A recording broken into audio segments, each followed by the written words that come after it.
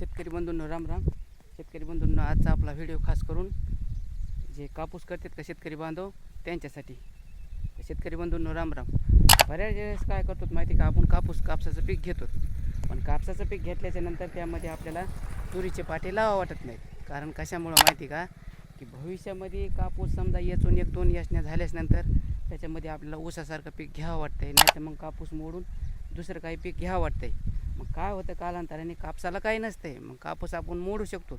पण जे तुरीचं पीक आहे का, तुरीच्या पिकाला अगदी असा माल लागलेला असते, झाडं असे वाकून गेलेले असतात. मग आपल्याला काय करावं लागतं आहे की तूर मोडू वाटत नाही, तूर आहे तशी ठेवावं लागते.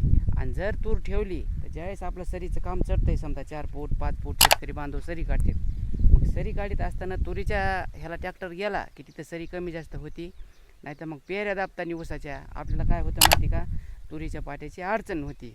आणि ही गोष्ट सोडून दिली की पुन्हा एक त्याचा समजा अजून एक गोष्ट सांगतो की बांधाच्या कडेला ज्यावेळेस आपण समजा आऊत वडीत नेतो, हानीत नेतो, आणि ज्यावेळेस आपल्याला आऊत वळवावं लागतं आहे त्यावेळेस जर बांधाच्या कडेला आपण चिटकून लावलं तर वळीताने झाडं मोडतात.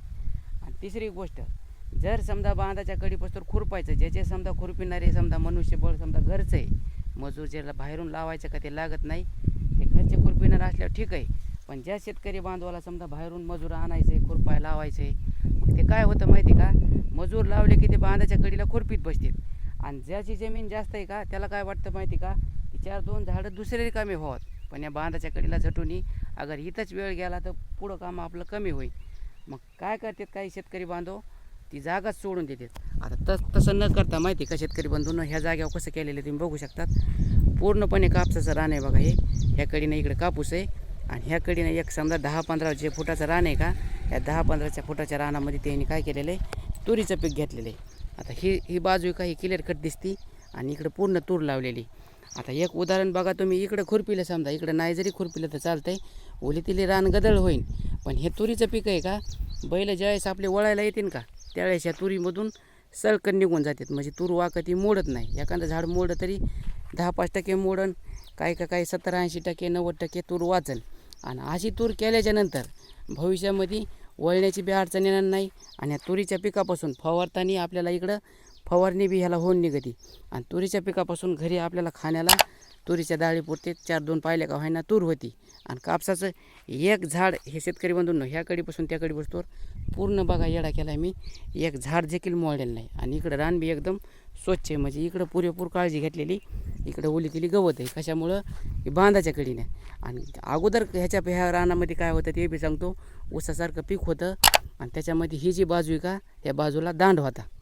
मग त्या दांडामध्ये तूर लावलेली. पण हेच कापूस जर ह्या बांधा परिसर लावला असता तर इकडं मोड असतं, एक वळायला अडचण झाली असती. आता वरी पूर्ण जी बांध आहे का, ह्याच्या बांधाच्या वरी सडक आहे, आणि सडकाच्या वरीने अशा बोराट्यात बघा, बोराट्या कोपाट्यात पूर्ण आयचं नाही, म्हणजे बैल बी सडकावर जात नाही, आणि सडक उंचावर आहे, म्हणजे इथंच लावावं लागतं आहे बैल. मग हे कापूस मोडा असता. आता उदाहरणार्थ तुम्हाला सांगतो, इथं आऊट टेकलं की बैल बरोबर तिथं टेकतात. मग त्याच्यामुळे ते काय होतं माहिती का, की समजा वळायला बी अडचण येते.